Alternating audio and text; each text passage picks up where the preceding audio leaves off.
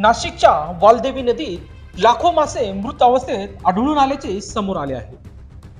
जवळपास 2 किलोमीटरच्या नदीतील परिसरात हे मासे मृत अवस्थेत आढळून आले आहेत। महानगरपालिकेची ड्रेनेज लाईन फुटल्यानं दूषित पाण्यामुळे मासे मृत्युमुखी पडल्याचा अंदाज व्यक्त करण्यात आला आहे। मृत मासे पाण्यावर तरंगत असून नदीतील पाण्यात विविध प्रकारचे जीवाणू देखील आढळल्याचे समोर आले आहे।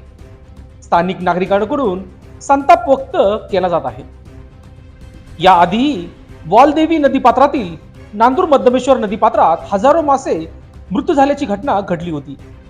गटारीच्या आणि कारखान्यामधील रसायनयुक्त प्रदूषित पाण्यामुळे माशांचा मृत्यू झाला होता। आता पुन्हा वालदेवी मृत मासे आढळून आले आहे।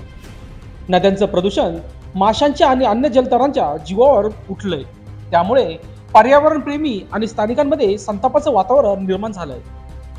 दरम्यान नाशिकच्या गोदावरी नदीसह अन्य नद्यांना प्रदूषणाचा मुद्दा गेल्या काही वर्षांपासून गंभीर बनत चालला आहे।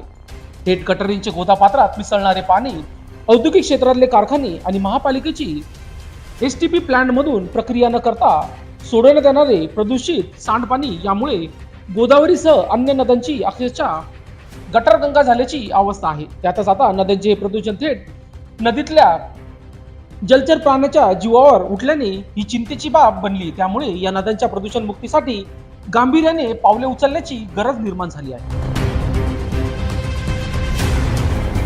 लोकशास्त्र न्यूजसाठी बंटी आढाव, नाशिक।